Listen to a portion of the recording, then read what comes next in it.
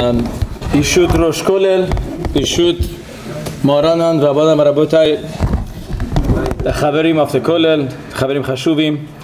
I would like to share with you something that I believe is very fundamental. Very fundamental. I knew this to be fundamental even when I was back in the yeshiva. Before year 2000, I would have the zechut to come back to Los Angeles. I knew that this concept is important.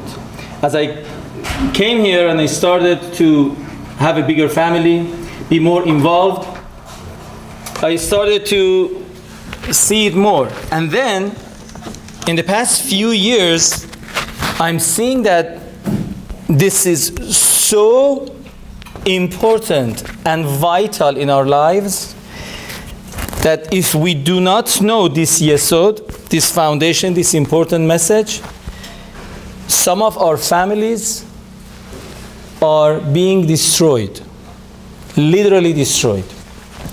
Some, not everybody, but because the numbers are growing, it's a real concern. And I'm going to mention to you what it is. Some of you know it already, and you're going to say that, oh, I know this. So, okay, it doesn't apply to me. Or I know already how to take care of this.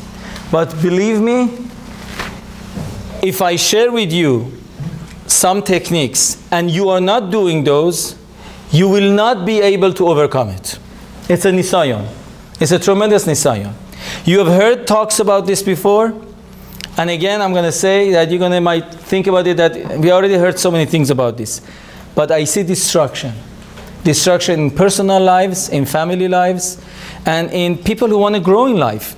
It's inhibiting us. And I believe this is one of the most powerful, potent weapons Satan Yetzirah is using in our generation.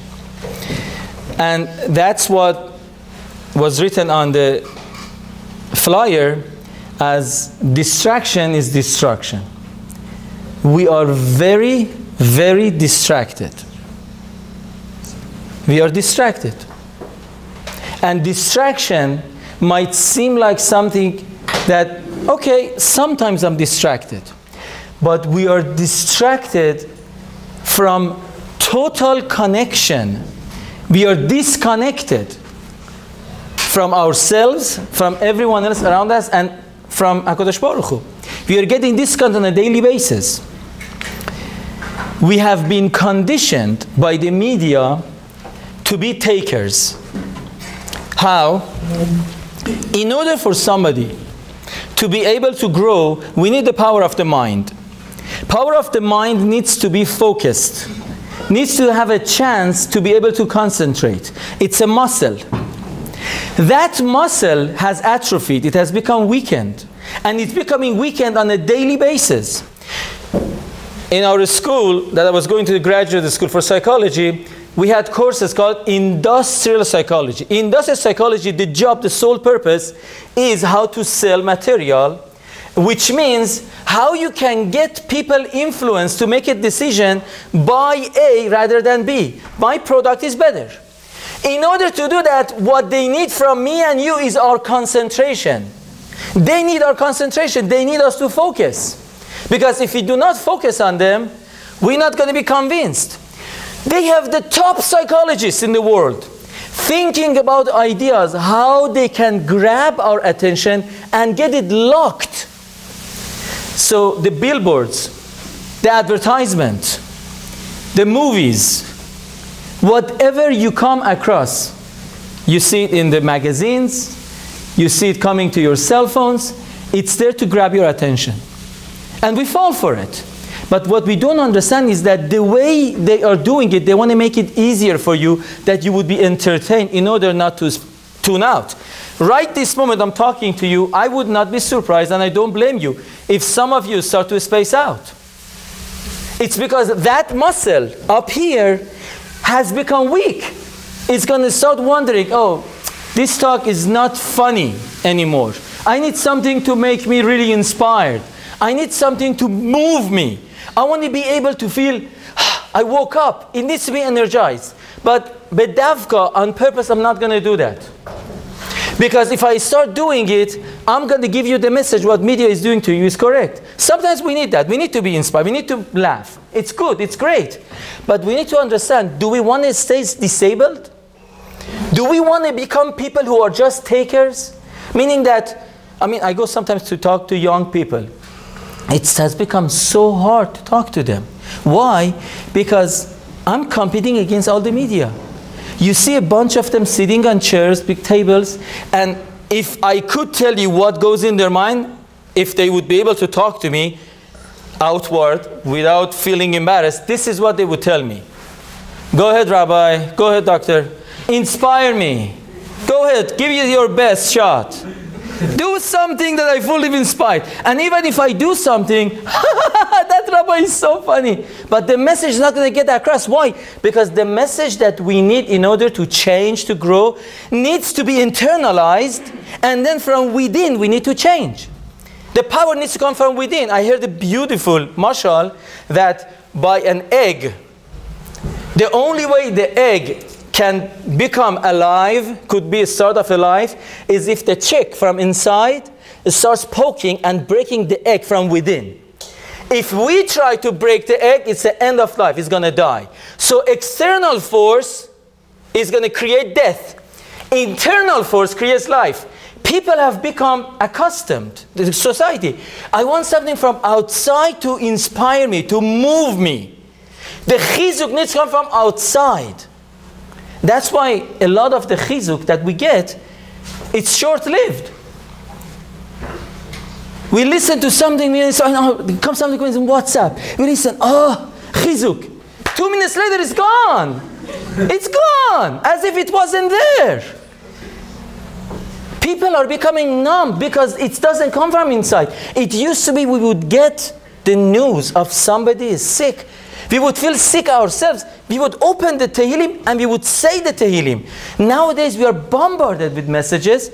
We get a list of about 266 people. We say, oh my goodness, how could I go through this list? And I'm going to just, all I could do is I'm going to forward to someone else. Everybody, Dachuf me'od, say Tehillim for this person. Say it yourself. But we are becoming numb. There is not chizuk from inside. We have learned easily to just forward messages. That's become, internally, we have become lazy. Because the media is telling us, we're going to entertain you. You don't have to do anything. Be passive. Be passive.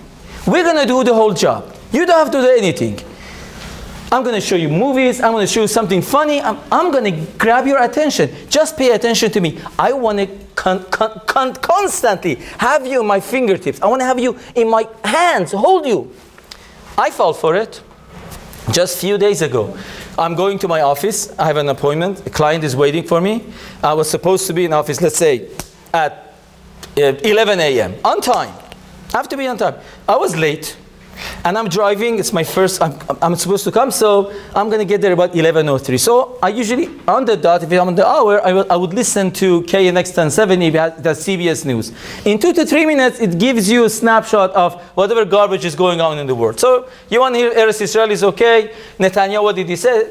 Okay. So I'm listening to the news, and I usually, someone is waiting for me. So by the time I get, I'm going to turn it off and go inside. I park my car. CBS News finishes 11:03. I want to turn off the car. Suddenly, an advertisement. The moment they have advertisement, immediately come right after the news. Advertisement comes on. And within the first 3 seconds, it got me. I couldn't let go because it got my curiosity. I want to see how does the advertisement going to finish. It was a child voice say, Daddy, where do the children come from? I want to say, oh, are they going to talk about this concept that how to explain this thing to your kids? It's like a 5-year-old asking the father. And the father said that, go ask your mommy. Mommy went shopping. You know what? We called Geico and they got us 15% off. And the child said that, oh, and you and mommy were so happy. And then you had them. Yes, yeah, that's exactly right. And the guy came here. Yes, calling Geico is going to give you 50% off. They definitely did it much better than the way I did it. But they got me for the next 30 seconds to sit in the car. Somebody that I thought I'm not going to fall for it, but I fell for it. They got my attention, and I could remember it, and I'm telling it over to you. And we are bombarded with these ideas day in, day night. Okay, so something is that we drive in Los Angeles by the billboards, and we have no other choice because we have to look and we see the billboards. Sometimes if you go out of town, I hear from many people, they go out of town, they say that you go in some of the other cities, it's not like Los Angeles. It's not like here that there are so many billboards. You drive, your mind is clear. Wow. Your mind is clear. It's calm. It's calm. You are not bound. Whenever you see a picture, you see a writing, your mind is processing it. And then you're processing an idea that they're giving you. You are not thinking about yourself. You're not thinking about life. You're thinking about them. So what happens? I tell you what happened. It affects our simcha, it affects our connection, it affects our relationships. Let me quote to you what has been done. You have heard about the Pew, P-E-W Research Center. Pew Research Center. They do what? They are a very, very knowledgeable and authentic, reliable, chashuv, important organization that goes around the world, and they do many different studies. They had a study about the Jewish people also. They got over about, the way it said, about 1,400 people from all around the world. That they talked about how do you see the media, and especially our smartphones or the tablets, how do you see it affecting the society within the next 10 years? What do you see? And this is from the source of a very reliable source that they went around to the experts. Experts. Listen to this. Barry Chudakov, if I'm saying his name correctly, a Florida-based consultant, a research fellow in the McLaren program in the Culture and Technology University of Toronto. He said, technology will be so seamlessly integrated into our lives that it will effectively disappear. We would not feel that we are living by technology. It's going to be part of our life.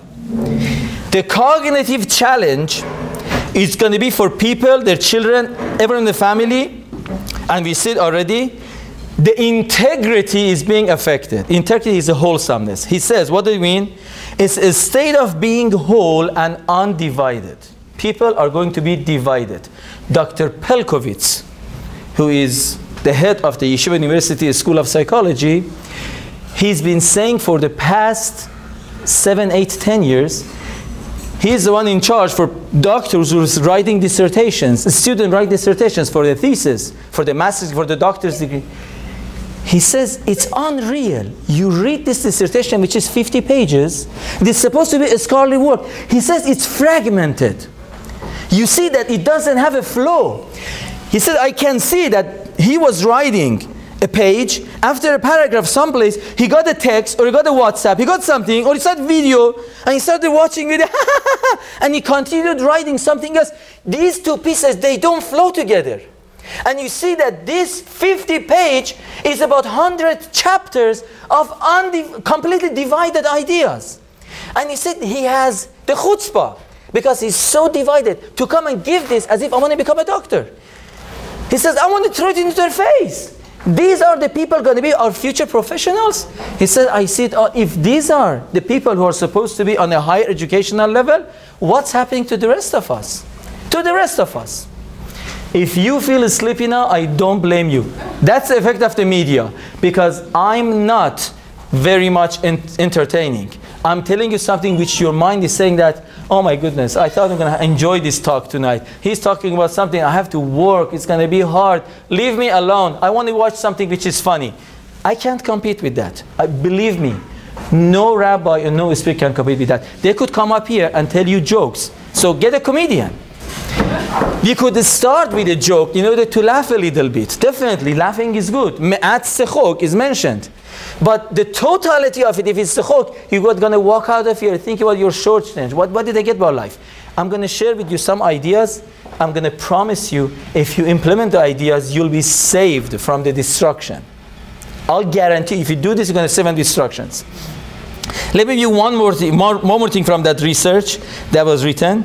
It was written that people are getting conditioned for instant gratification, settling for quick choices, and lack of patience.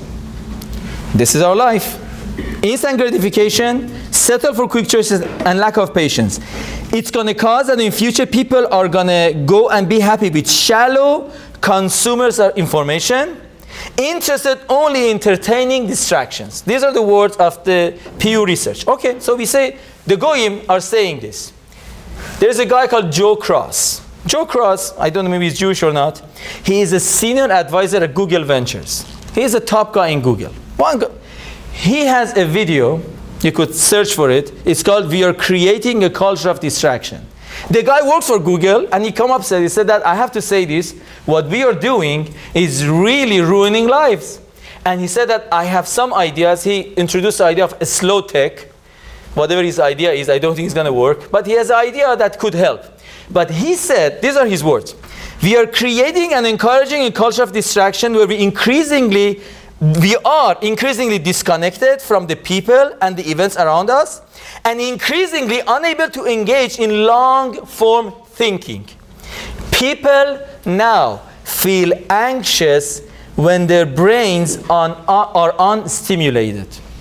We feel we need stimulation." And believe it or not, he said that it has shown that if you need constant stimulation, you could never be a creative person. You could never come up with new ideas. Which means that you want to do child raising, you want to know how to handle your child. Your child is a beautiful neshama that has a uniqueness. We hear something in a shiur, in a tape, they say general idea. How can I apply it to my child? It needs to be a unique approach. My child is not a microwave that I open a booklet and I treat the child like that. No, I need to see what applies to this child.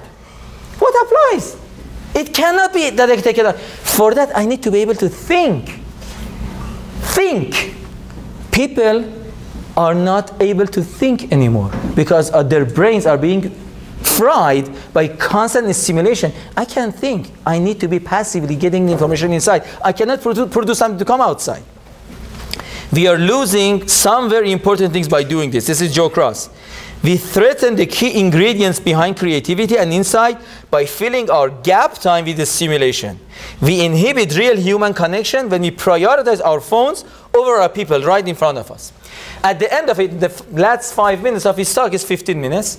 He says that he has some ideas, a slow tech, and then he says something unreal. This is the guy in top Google. He says that I have made a rule in my family and it has worked. It's not easy, but it has worked. He said that we take Sundays and it's a day that we are totally disconnected from media. My kids, my wife and I, our phones are off, not silent. The whole Sunday, our iPads, iPhone, any tablets, TV, even if they want to read a book, they can read it on a Kindle. Nothing digital. They can read a book just quick by itself. He says, it has saved my marriage. It has saved me. It has saved everything. He says, it is a great idea. I think, I contemplate, and I think everyone should do that.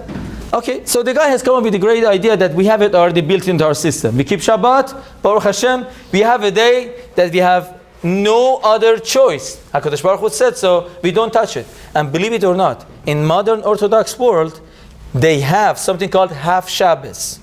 It's a Chilul Hashem, Shein Kamu. Half Shabbos. They're kids who keep Shabbat, but their phone they use, texting they do. They call it half Shabbos.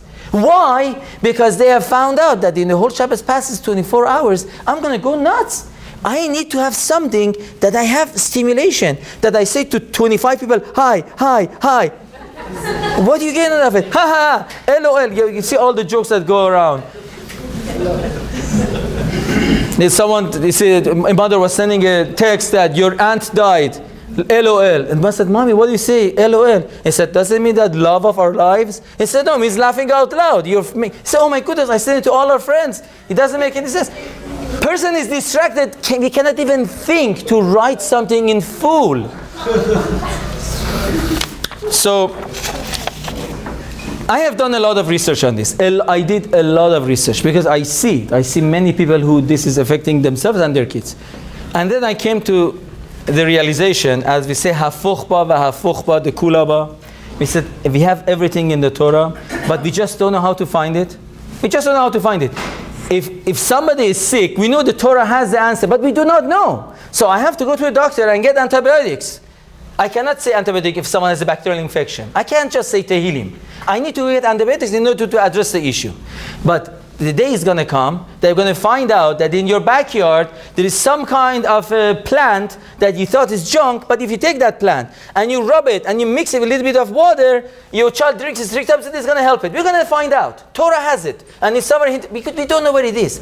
But we have so many other things that we know, the Torah said, and we have the formula. And the formula for this problem is already something that we do know. And it's Baruch Umenuse. This is definitely tried, and this is what this guy talked about. Many other psychologists, they have talked about this, and this is what I'm going to share with you tonight. And I'm going to share with you tonight from the real source, from our own backyard, our own Torah, that it says what to do about this. And you're going to see how it's going to fit so perfectly to this. They say that in order for us to feel happy, in order for us to feel good about ourselves, we need to feel connected. Happiness, Rav Wolbe explains, happiness, definition of happiness, by what Rav Wolbe says, he brings the Kabbalah, he said in the Sefer of Ben Sheshet Le'asor, and he wrote the Sefer when a lot of people in Israel are doing Teshuvah. In the Sefer he says we need to have 3 realms of connections. We need to be connected to ourselves, we need to be connected to other people, we need to be connected to HaKadosh Baruch Hu. 3 realms of connection. If in any of these realms, any of these areas, we are not connected, we feel we are unhappy. So when this guy talks about that by media, we have become disconnected, we see right over there, the guy is saying in black and white, this is one of the reasons that we do not feel happy. We do not feel fulfilled. We are disconnected. How do we get connected? I'm going to share that with you. So in order to get connected back, we have a letter that was written by Michtav Meliyahu Harav Dessler. Harav Dessler, I'm sure you all know, he was one of the giants in Musar. Rav Dessler in Chelek Gimel, and if you want to look it up, really it's a beautiful, beautiful thing if you can read it yourself. Page 340. Tochacha letalmid tza'ir. He is rebuking, criticizing one of his young students. By young means something, when he was 20 something, that Rav Dessler has gone to Eretz Israel. This Talmud is back in London. This Talmud sent a letter. He had a question. Rav Dessler answers him back. Rav Dessler, the boy sends another letter. This is the second letter Rav Dessler is sending back. And the whole letter is here. In the letter you see that, first of all, he starts with saying, Chavivi v'yakiri shalom uvracha. And the amount of love that Rav Dessler showers upon this Talmud, this student of his, is unreal. I mean, I was reading this, I was saying that I wish I would have been such a Talmud. You see a Rav treating you like a son, above a son. I love you so much, I miss you, how are you doing? And he tells him a beautiful Devar Torah, and then he says that the reason I'm writing this to you, after I shared with you Devar Torah, is because I want to give you a tochacha. I want to rebuke you about something. He says, I sent you the letter, I wrote you the answer, but when you send me back, you don't appreciate at all that I took the time to answer you. You know how busy I am. To take paper, to sit down, think, answer your letter, send it, you took time. But you have not appreciated it. Nowhere in your letter you have written down, Rabbi, thank you so much for taking the time, for sending me such a letter. I have another question. He said nothing. And he says that, how could you do such a thing? He says, it boggles my mind. I am shocked. His words are very strong. I am shocked. How could you not appreciate? 10 pages I have written to you and you have not. He said, then he goes, full page, whole page he writes about this. And then he says, Amarti el-Libi. It can be that you don't have derech eretz. I'm not going to look at you, someone who has chutzpah. I know that my words are so beloved by you. You are waiting for me to write you. So,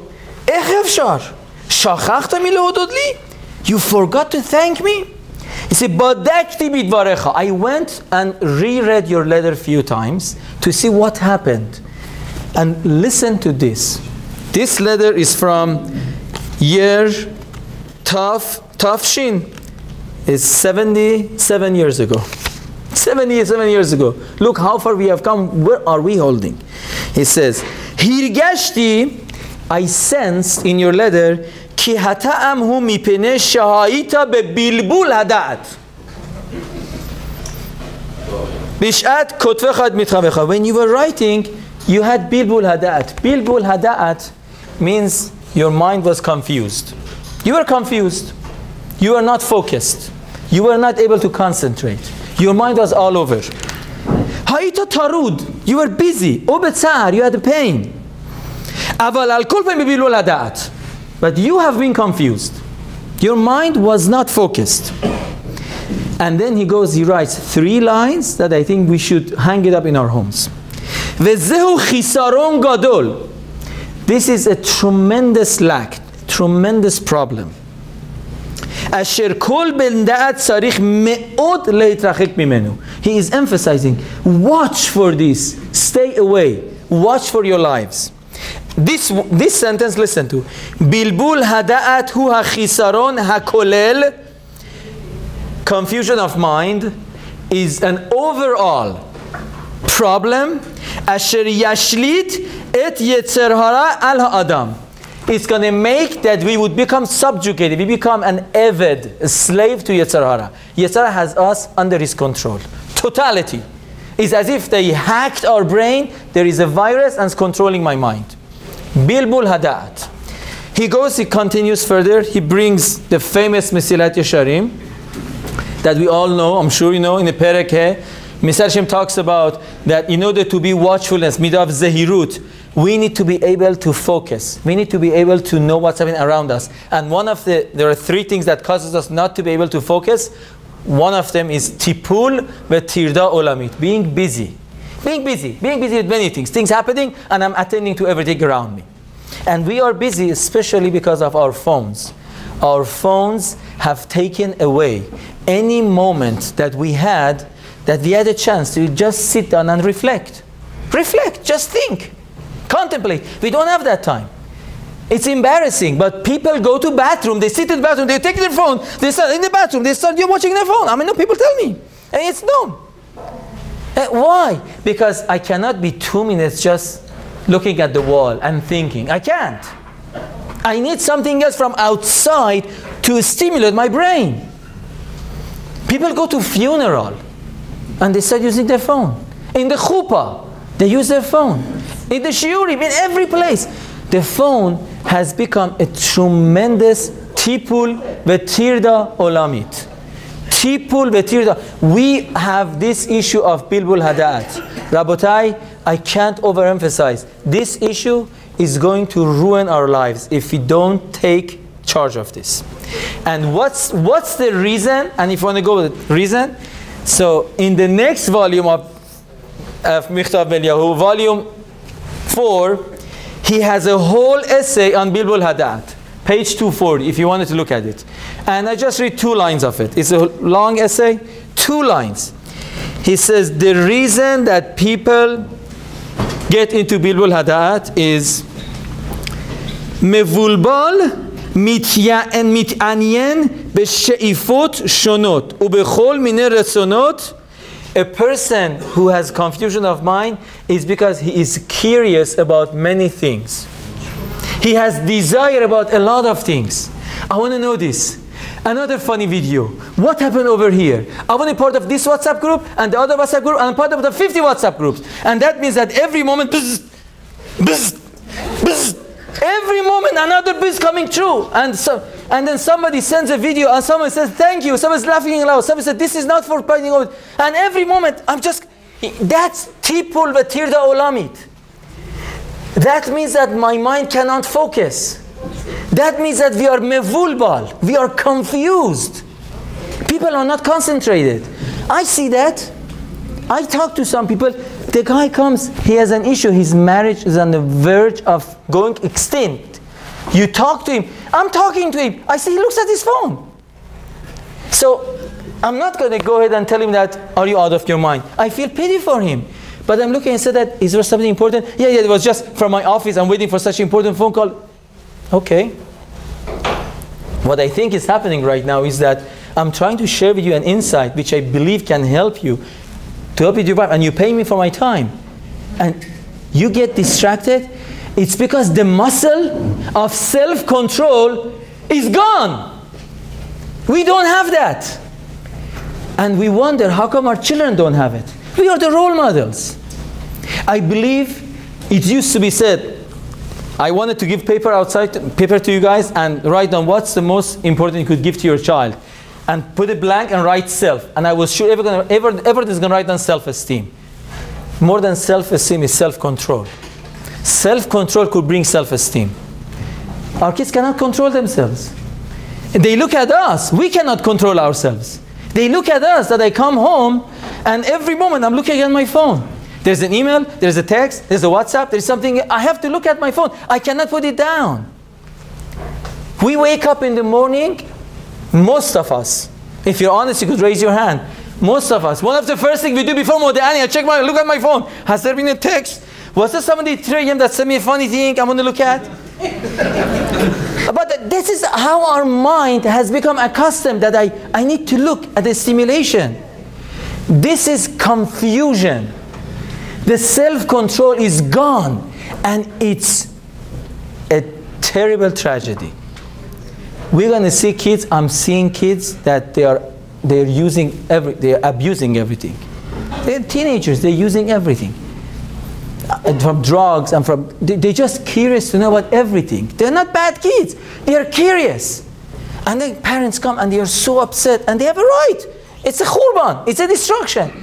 Then I see the parents, both of them or one of them, is completely also the same thing. He has a lot of, as he calls it here, mevulbal mit'aniyan, is very interested, she'ifot shonot, a lot of interest, ubechol min retzonot, a lot of desires. We have desires. So, but the brain doesn't have that capacity to multitask everything at the same time. So if I'm paying attention to one thing, another thing is going to go down the drain. One time I wanted to show my kids that this is important. I learned this from Rabbi Yaakov Solomon. I've mentioned this before. Use this at your home. There are no kids here, so you can use it at your home.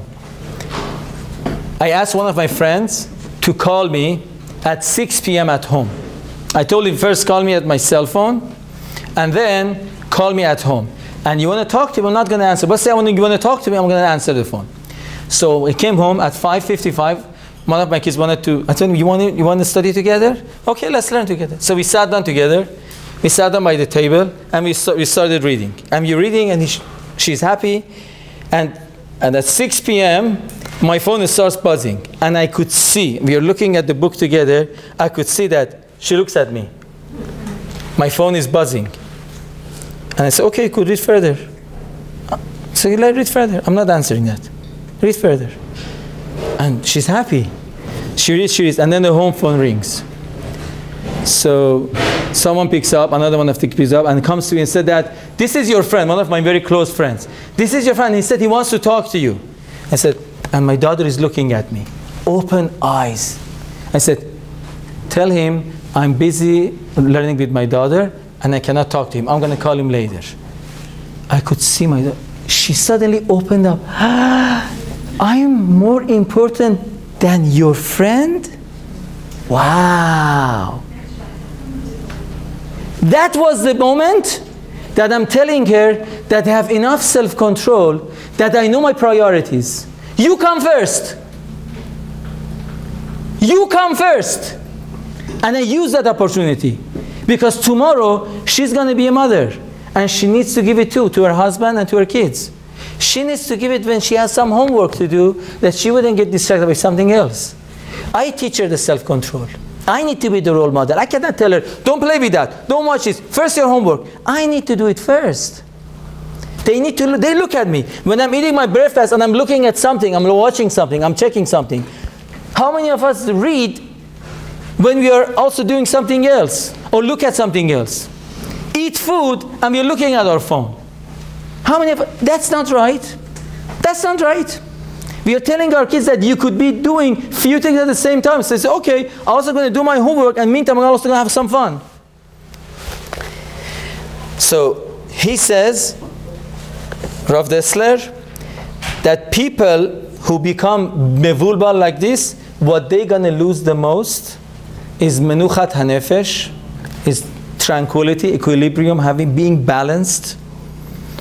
V'zehu geder, he says this is the way that Satan Yetzirah gets into the lives of the person and completely destroys you.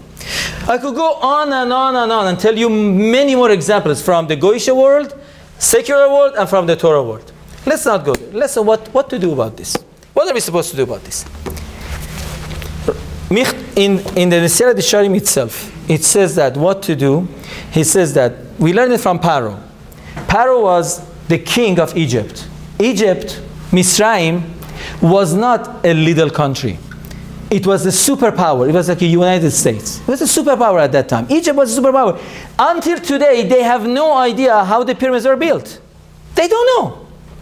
They were able to mummify their dead, which is until today, those dead bodies, you could see them, it's intact. They had tremendous chokhmah. Midrash has something which is pele. It's unbelievable Midrash. Midrash says in Misraim, the upper class families who were affluent, in their showers, they had 2 silonim. They had 2 pipes that came in. One was hot water, one was cold water. There was a stone in the wall. They moved the stone, the hot and cold water would mix together. They had some system of showering that would have hot and cold water mixing together. That was the Misraim at that time. So we're not talking about some people who are 3,000 years ago, they didn't even know how to brush their teeth. No, they had chokhmah. So if they had chokhmah, the king must be a tremendous chacham. So this chacham, Moshe and Aaron come to him and said that, let my people go. If it would be us, we would say that, kill them. Take them, shoot them. Put them in the jail. Or I can't do anything to them. Go ahead and whip the people. He is so sharp. He says, I know what to do about these people. Tichbat ha'avoda al ha'anashim. Make the job harder. Make them more busy. Make them busy. If they're busy, they cannot have freedom. That's all I need to do. Don't give them teven. Teven is a straw. And teven in Hebrew also means tevuna, means da'at. In Farsi there is a good word, means shu'ur. If you take shu'ur from somebody, it becomes bishur. Barminan, durazjun. That's what a person becomes, a person without a da'at. He says, don't give them teven. Let them not have shu'ur. Let them not have a chance to contemplate. He was a chacham. Nowadays, who do you have as a paro? Who is a paro? We are not subjugated, we are free. The word paro in Hebrew, what does it mean? Para means to pay. Paro means anything. Give me your life, I'll pay you. Give me your life, give me your time, I'll pay you. The business. Opportunities for business. We are running after money, we are running after betza, after having profit. And the life is getting away. Nowadays, the paro by the phone is, I'm going to give you something to think about, something to laugh about. I'm going to give you something. Para means to pay, to give something. It doesn't have to be money. We are being paid from outside, not to have a chance to think from inside. And the freedom is taken away. So Mr. Deshaim says that we must have time for contemplation. Contemplation is not something that it's out of this world. Meaning that we have to make sure that on a daily basis, few times, you stop yourself from using your phone. This would be my etzah to you. We need to start having that muscle inside here, strengthen it. Which means that if you wake up in the morning and you have a habit, by first thing you check your phone, say I'm not going to check my phone until after I've washed my face, I've said my modani, washed my face, used the bathroom, got dressed, everything, then maybe I'll check my phone. There is actually a problem. There is an issue for men to check their phones before davening. That there is a halach in Shulchan Aruch that the person cannot take off his asakim before davening.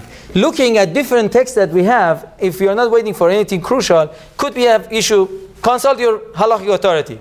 But one step is good, that you say, I'm not going to check the phone until after 5 minutes, after 2 minutes. During the day, you get WhatsApp, you get texts that are not crucial. Suddenly you feel a notification comes. I'm not going to check it for another 2 minutes, 1 minute. Do this often, at least 5 times a day. I say 5 times because that was what Rabbi Yerucham said, that if you want to do kinyan hada'at, if you want to become someone that's concentrated, someone who knows how to focus, you need to have a shevirat midot, stopping something that we usually do. Stop it at least 5 times a day. 5 times a day. So stop yourself at least 5 times a day not to check your phone based on your impulse. Don't listen to your impulse. I have to look at. No, don't. If it's even for 5 seconds, I'm not going to do it now.